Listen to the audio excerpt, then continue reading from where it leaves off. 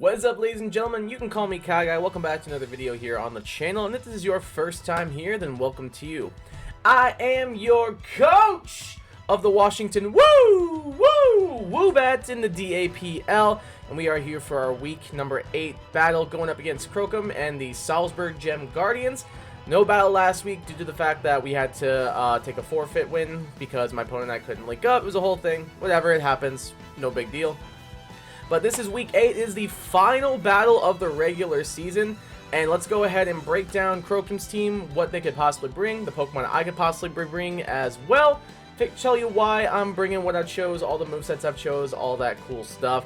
So, we are currently 5-2 on the season. Crocom is currently 2-5, and their current team is Gouging Fire, Skarmory, Mega Diancie, Porygon 2, Crocodile, Tentacruel, Necrozma, Hisuian Sneasel, Rotom-Mow, Hisuian Zorua, and Liepard. His two Terra Captains of that bunch are Tentacruel and Hisuian Sneasel. He's a very, very solid team. Very, very, very good Fairy Dragon Steel Core, in my opinion, one of the very best in the league in Gouging Fire, Skarmory, and Mega Diancie. Really good defensive backbones in both Porygon 2 as well as the Tentacruel. Very good hazard control as well with the Skarmory, the Mega Diancie Magic Bounce, the Rapid Spin on Tentacruel, the Defog on Rotom-Mow. Very, very good hazard control. A lot of good momentum on his team too with like Teleport, Volt Switch, U-Turn. He's got like a very balanced team. Like his record does not indicate how good his team is. I think it's one of like a top 5, top 6 team in the league personally, but that's just me. Anyway, we are going to be taking them on this week, and we're going to be breaking down the 6 Pokemon I chose, why I chose them, all that cool stuff. So not going to lie to you guys. We are currently 5-2, and I believe we are currently 5th, I believe, in standings right now. And because we already have won 5 games, we have locked up a playoff spot. Completely. There is no particular way we could not make playoffs. So because of that, and looking at the standings, I decided to have a little fun this week, shall we say. So you might be saying, I'm doing a little bit of trolling, but not completely. I'm still going to try to win, obviously. But I might be using Pokemon that I might not normally, or maybe using sets that I might not normally use. So because of that, I guess you could call it trolling. I guess it's also not. I don't know. I'm still trying to win. It's not like I'm just throwing for content or anything. I'm still going to try to win. But we have basically all but locked up the 5th seed in our division, so there's not really anything I can do to move up or down unless I 6-0 this week, and I don't think that's very likely just given his team. But that would be the only way we can move up. We can't move down and we can't move up unless we 6-0, so because of that, we are kind of just locked in here at the 6th seed, or at the 5 seed. So because of that, honestly, this battle doesn't mean too much, but it's still going to be a fun time. I'm still going to try and pick up that hashtag Dubski for you guys. I'm just going to be using a little bit of different Pokemon to make sure we are actively using all of our resources that maybe we weren't able to use throughout the season. So with that in mind, first up on our team this week is the Poppy Buster themselves, Celesteela, holding the Rocky MZ. I'm finally using a Z Crystal on Celesteela this season with the Beast Boost ability, Autotomize, Flamethrower, Flash Cannon, Meteor Beam. I kind of regret making Celesteela my Z Captain. I'm not going to lie. I haven't really ever wanted to use it for anything except being a good defensive backbone or a good pivot or a good Pokemon to pivot around and just to be generally annoying and stuff. I kind of regret making it my Z Captain. Like, I was between this and Quaquaval, and I think Quaquaval would have gotten a lot more use this season with Z Crystals enabled. It probably would have made it just even more stupidly broken than it kind of already could be. So because of that, I kind of regret making this thing my Z Captain. This is the first time we're actually using a Z Crystal on it. But I thought, let's try and make it work. Screw it, why not? Let's try and make Z Celesteela work. So Autotomize is there to double our speed stats. With 200 speed, I believe we will outspeed his entire team after one Autotomize. They'll put us at 416. So it'll help us outspeed his entire team there. Max special attack on this thing as well. The Rocky MZ there for Meteor Beam just to get like a good rock move off into something like a Gouging Fire switch in or something. Or we can also make a prediction on it coming in and just go for a standard Meteor Beam just to get the free +1. Max special attack on it as well to hit as hard as possible, getting that Beast Boost. So if we get a Beast Boost KO, we will be in a +1 to a special attack stat, and just a little bit of HP, just because a little bit of bulk is never a bad thing. But this thing does hit a lot of his team pretty good. Meteor Beam hits the Gouging Fire, Flamethrower hits the Skarmory, Flash Cannon hits the Mega Diancie. So we're able to hit like his Fairy Dragon Steel Core for entirely super effective damage, which is pretty nice. Crocodile also doesn't really want to take a lot of powerful moves like a Flash Cannon. Rotom Mo doesn't want to take a Flamethrower. Yeah, we got decent coverage for his team overall. So yeah, that's Poppy Buster this week. Next up is Tora, our Clefable, holding leftovers with Unaware. And the moves Aromatherapy, Soft Boiled, Grass Knot, and Moon Blast. So, this week we're going to be bringing a specially defensive Clefable. This is mainly for something like the Rotom Mo, something like the Mega Diancie. Kind of just to eat up hits, be annoying, get recovery off and everything. I'm bringing Aromatherapy in case they bring like T-Spikes or something, because I don't have a grounded poison type this week, so Aromatherapy could be good to get the poisoning off of people, I guess. Granted, they might end up getting it back on when they switch in, but at least we wouldn't take damage from poison upon switching in and everything. So, I don't know, we'll see. Soft Boiled there just for general recovery. Grass Knot hits the Crocodile and the Mega Diancie, and then Moonblast hits the Gouging Fire, hits the Crocodile as well, and then does good damage to things like the Rotom Mo and the Hisuian Sneasel. Max HP, max special defense on this thing. Just kind of here to be a defensive tank, or specially defensive tank, excuse me. Eat up hits and just be generally annoying. Next up is Uni, our far and away best team member of the season. This Pokemon's insane. The Oricorio Pom Pom holding the heavy duty boots with the Dancer ability. Quiver Dance, Roost, Revelation Dance, Hurricane. We are Terra Ground once again. Honestly, this set looks really good into his team. Quiver Dance, Roost to heal myself and boost my special attacks, Spadef and Speed all by one stage. Revelation Dance before I Terrastalize hits the Skarmory. Does good damage to the Tentacruel as well. And then after I Terrastalize, it does good damage to the Gouging Fire as well as the Mega Diancie. And it also can do pretty good damage to the Tentacruel as well because it's going to be super effective. Although, depending on Tentacruel's Terra type, we'll kind of have to wait and see what is going on with that. The only issue is we won't be able to hit the Rotom Mo because it's levitating, but that's why we've got Hurricane. So we're relying on a Hurricane to hit this week to KO that thing. So we'll see how that goes for us. Yep, we got max HP, max defense on this guy, or this girl, excuse me. Hopefully we can get another Oricorio sweep going, and we'll see how that goes. So yeah. Uni running her kind of standard set, but if it ain't broke, don't fix it. Next up, finally making their debut this season is Percival the Haunter. I know, I finally wanted to use this thing. I drafted this thing with my last pick in the draft, and I have yet to use it at all during the regular season. So I decided, you know what, on the off chance I don't bring this during playoffs, which I feel like is probably pretty unlikely, we're bringing Choice Scarf Haunter to the battle. I don't care, man. If you want to call it throwing for content, go for it, but look at that special attack stat. Base 115 special attack with max investment, boosted to 361, which is not bad at all.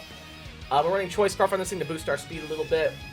We go from the 289 times 1.5, so getting a little bit of an extra speed boost to catch things off guard maybe. Sludge Wave, Shadow Ball, Thunderbolt, Energy Ball, just to do good damage to basically everything. Sludge Wave does pretty good damage to the Rotom Mo. Shadow Ball is there for the Necrozma. T-Bolt does good damage to Skarm, as well as the Tentacruel before it Terras, and then Energy Ball does good damage to the Diancie, as well as the Crocodile too. So it's got a good wide variety of coverage to just kind of hit things, be generally annoying, come back in, maybe revenge kill something. So hopefully Haunter is at least able to put in some work this season, since I haven't brought it even once yet. Next up is new to our Crocolore, holding the Eviolite with the Unaware ability. Will-O-Wisp, Slack Off, Flamethrower, and Body Slam. Will-O-Wisp is kind of here just to burn physically offensive threats like the Crocodile or maybe the Necrozma if it's Dragon Dance set. Slack Off is there to heal ourselves. Flamethrower is there just for general fire type damage. Body Slam, I didn't really have an extra move on this thing. I thought about putting Yawn and going double status, but mainly what I'm thinking is maybe I can catch the Mega Diancie in on a switch-in if I go for Body Slam and I can get a para off on it just to kind of like hinder that a little bit. So that's kind of the thought process with it at the moment. It doesn't really get anything else to really hit it. So I feel like the Diancie is just kind of a free switch-in for Newt at the moment because I can't Will-O-Wisp it. Flamethrower is going to do nothing, all that cool stuff. So Body Slam this week just to do a little bit extra damage. I thought about running a Terra type on it. Well, I thought about running Terra Blast on this thing because we are Terra Water this week to help us further be annoying to the Gouging Fire and stuff. But I think the Terra typing on Uni is more important this week, so that's why I am running Terra Water as like a defensive version, but I don't really know if I want Terra Blast on it, so I don't know. Maybe I'll end up switching it between now and the battle, but at the moment I think I'm good. Max HP, max defense on this guy with a little bit of Spadef. Last but not least is Gorg, the Quackaball, holding the Assault Vest with Moxie, Rapid Spin, Aqua Step, Close Combat, Knockoff. Another Pokemon I feel like I haven't really brought that much, even when I did bring it, like, Oricorio just kind of cleaned anyway, so, like, I haven't really gotten to use this thing too much outside of the one, like, 6-0 that I got, so I thought let's give it another go. Assault Vest there to help us eat an extra special hit, boost our special defense times 1.5. Rapid Spin is there to clear hazards. Aqua Step lets us boost our speed, as well as doing good damage to Gouging Fire, Mega Deontay, Crocodile, all of those cool stuffs. Close Combat does good damage to the Crocodile as well as the Porygon 2. This is kind of my main thing, the KO Porygon 2, so hopefully we're able to just body that thing with a nice close combat, especially after we get a Moxie boost going. And then Knockoff is there to also be annoying, get rid of items on his side of the field, do good damage to Necrozma, get rid of the item on, get rid of a potential like Rocky Helmet or Boots on a Skarmory, get rid of the potential Porygon 2 Eviolite, as well as hitting other Pokemon pretty hard as well, like maybe catching Hisui and Zora. If he brings that, I sincerely doubt he would, but still. And we're rocking max speed, max physical attack on this thing with a Jolly Nature. Basically, I'm just going to try and have this thing be a little bit of a snowball sweeper, and hopefully we are able to get that going. So that is the team we are bringing this week for our Week 8 battle in the DAPL. Let me know what you guys think of the team down in the comments. What do you like that I brought? What do you think I should have brought instead? What do you think of the sets we are bringing? And I hope you are ready to cheer on your Washington WOOBAT in the final game of the regular season, as we have playoffs guaranteed. So we're kind of having a little bit of fun this week. But we're still going to try and pick up that hashtag Dubsky, so hopefully we're able to do so. I think it is time to jump right into the battle. So with everything else, I will see you guys in just a moment. Alright, we are back. We are all linked up here with a post-con battle with Crocum. And we can see they brought a good amount of threats on their side of the field. A lot of Pokemon I was expecting to bring, but I'm surprised no Mega Deontay. Mega Deontay I feel like was really good into my team, outside of maybe Celesteela. So I'm kind of surprised they didn't bring it this week, but I guess they know something I don't. But we do see the P2, so Quaquaval is going to be very important for that. Rotomo, of course, is coming. It's really good into my team, especially after you need Terastallizes. The Necrozma could be annoying, as well as the Gouging Fire, and then we've also got Skarmory Tentacruel being a good defensive core for them as well. So immediately I'm thinking, what could they possibly lead with? They could lead with a Rotom to get a Volt Switch off. They could lead with a Necrozma here, maybe to set up Stealth Rocks, or the Skarmory to do the same thing, or maybe a Tentacruel Toxic Spike. Basically, they have some really good lead options on their teams. I think I end up leading with my my Celesteela here, I want to say. Yes, I do lead with Celesteela, as they do lead the Rotom, so, like, kind of one of the worst possible scenarios for me that they could lead with. So I'm like, well, I don't really know what to do, but I guess I have Clefable, as Volt Switch is kind of just free for them. So he does about 29% to me. So, in my mind, I'm, like, doing some calcing and everything, and I'm calculating Clefable's investments and everything, and how much 29% would do to my set.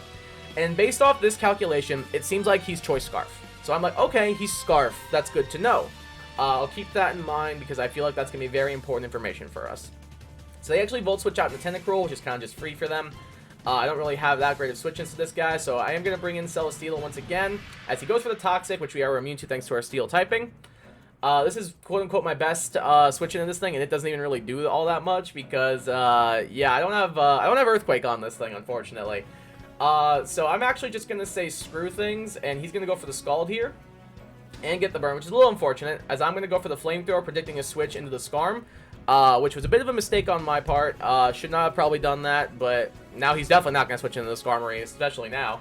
So I'm kind of sitting there with egg on my face now, as that does literally 0 to that Tentacruel, and he's going to go for Scald again, as I'm like, well, I'm basically just dead at this point. Let's go for a Z move. Why not? So I go for the Continental Crush, does a solid 52% to this thing, which does reduce it down by a good amount, but he's able to pick us off next turn with a Scald, unfortunately. So immediately, case in point, I guess I just don't know how to use the Celesteela. It just drops absolutely immediately. Tentacruel still above 50% here. I'm going to bring in Percival here, the Haunter, as they bring in a Porygon 2 to trace my Levitate. We go for the T-Bolt, actually 0. Oh, that's not great for us, as they bring in the Porygon 2 and go for the Teleport. So here I'm thinking, okay, they swap into the Rotom-Mow off the Teleport. I am Assault Vest, and I think they are Choice Scarf. So what I can do here is I can go for a knockoff and get rid of that Choice Scarf, because that'll be helpful for something like Uni in the back if it gets set up. Because with my Assault Vest, I'm calculating Scarf, and he is, no matter what, if he is Scarf Tibid never KOs me. So I'm like, alright, cool. I can just go for the knockoff, get this thing gone, or at least get its item gone to make Uni's sweep in the back look a little bit easier. Perfect. Yeah, he's choice specs.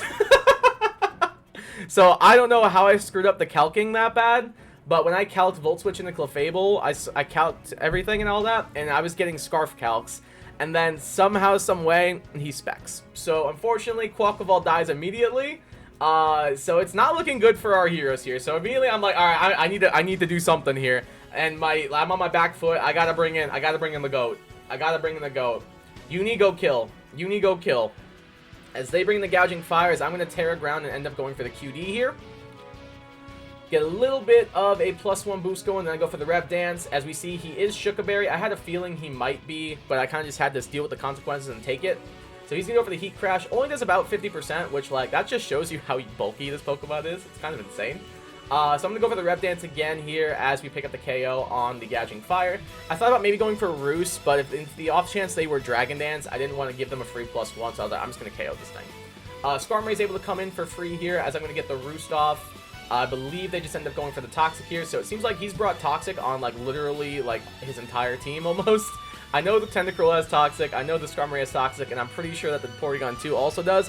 So a little bit of Toxic stall shenanigans going on. I do have the Aromatherapy on the Clefable, thankfully, so I can get rid of that if need be, which is a bit helpful. I'm going to bring in Crocolore here on the Skarmory switching as he's going to go for the Body Press. Do basically nothing to me. Tentacruel comes back in because it's a free switching into me. I'm going to go for the Will-O-Wisp here to get a little bit of chip damage off on this thing, kind of negating its leftovers. But I can't really stay in on this thing, unfortunately, so I have to just bring in Haunter as they just fire off a Scald and do an absolute butt-ton of damage. Once again, getting the burn. Man, I wish I could get those. So we cancel out his leftovers, but we are taking extra chip damage. Switching to Porygon 2 is obvious here, and I thought about bringing in somebody, but, like, there's not really anybody I could really bring in that would be too helpful. They're going to go for the burn chip damage here, as I'm going to bring in my Clefable, and they go for the Recover. Makes sense. It's a good play on their part. I wish I brought knockoff on Clefable this week, but unfortunately I didn't. And again, we see Porygon 2 also has Toxic. So 3 of his 6 freaking team members have Toxic stalling, so that's fun. And then also his Tentacruel is just burning us from, like, sea to shining sea at the moment. I get my Aromatherapy off, so the Toxic is gone on the Oricorio, and then the burn is gone on our Haunter, so that's a little bit helpful. As I'm going to bring in Crocolore here, as they teleport out, which is kind of just free for them, into the Necrozma. And I make kind of a bad play here. They go for the Photon Geyser. I was assuming they would be physically offensive. They are not. They are very much specially offensive. We get the burn off on them, but unfortunately, Crocolore just has to kind of drop here. So that sucks for us. My switch into Clefable is kind of the only play I can make here, so that is what I'm going to do. They Photon Geyser. And only 36, so we eat it up nice and well. We go for the Moonblast here, do a decent amount of damage. Get a little bit of leftovers recovery as the burn is going to take some extra damage. They keep going for this. That time they're doing a solid 40, as I'm going to soft boil it up, get my HP back. Putting us at least at a good spot here. And they're going to go for the Meteor Beam, which is going to do good damage to me. They do get the +1 off of that as well, as we soft boil back up to full. So we are back up to full HP. So I made some errors here. I thought, like, that's doing a lot more now. I was like, I have Unaware. How is that doing more damage? So I'm wondering if it's something with Photon Geyser. And I meant to look this up eventually, but I'm just going to kind of do it up while we're here in battle. So I don't know if I just misclicked on my ability and I don't actually have Unaware. Or, like, what happened there? Like, let me see. Do I have the Unaware on my Clefable? Because if I don't, that is a legendary blunder. Let me see. Did I have Unaware on my Clef? No, I did. I did have Unaware on Clef. So, Photon Geyser. It deals damage if the attack stat is higher than special attack, becomes a physical move. Otherwise, becomes a special move. So, all ignorable abilities are ignored. So I did not know that about Photon Geyser, so we learn something new every day. After this happened, I kind of had a feeling that was the case, but I never really confirmed it. So I have the confirmation now that Photon Geyser ignores abilities. That's extremely good. It makes me kind of want to draft Necrozma now, I'm not going to lie. But unfortunately, we're just going to kind of have to eat the damage from this thing, as another Photon Geyser is going to KO me. I'm going to have to sacrifice my Haunter, which might have been a bit of a throw because I could have saved this thing to kind of try and do some late game shenanigans, but unfortunately I have to kind of just sack it. As they're going to bring, as I'm going to go for the Quiver Dance here to try and boost my stats back up. They're going to Photon Geyser, And to 78% to me, dude. It is actually insane. As the Porygon 2 is going to come in here. I'm going to go for the Roost, but they can freely just go ahead and click Ice Beam there, which is doing a solid 37. So I can go ahead and just Roost up on this thing because it's not doing any damage to me. The only issue is it has traced my Dancer. So if I attempt to go for any kind of like boosting or anything with Quiver Dance, then it's just going to end up not mattering. Because they're going to get the boost as well. So good play on their part. They can just freely fire off a Toxic to Toxic Stall me further, which is super fun. I'm going to try and get this going here. But there's, unfortunately, with how low Clefable is and with this thing tracing Dancer, if I go for a QD, as you guys will see right here, this thing's also just going to take that and just be like, oh, thanks, man. So now I'm doing the exact same damage I was to it, which is a bit unfortunate. And then they get the 43% roll off of that because they are now +1. So unfortunately, that blows for me. We have lost this point. But just to throw salt in the wound, we're going to Aromatherapy, just spam this button. As I'm just spamming Aromatherapy, though, he actually goes for the Ice Beam and gets the freeze. All right. At that point, you just have to like look up at the Poke Gods and be like, yeah, I wasn't meant to win this week. So I'm just spamming Aromatherapy at this point, letting him kill me because there's no possible way we can win this game. Clefable dies, and he gets a crit at the end. So yeah, that's real fun. At that point, you just have to be like, well, I wasn't meant to win this week. So unfortunately, we fall to 5-3 on the season. But we are still guaranteed the playoff spot. We are still locked in at that 5 seed, so we will be playing in the playoffs next week. First draft league back in 6 years, and we are in the playoffs, baby. So hopefully we're able to pick up a dub in the playoffs to kind of bounce back from this L this week. But we'll see how things go. I'll be back here next Sunday for the first round playoffs, the round of 32 playoffs, because the way the playoffs work is the top 8 from each division get matched up in like a sort of like a March Madness style bracket. So I believe we are playing the 3rd or 4th seed from another division, I want to say.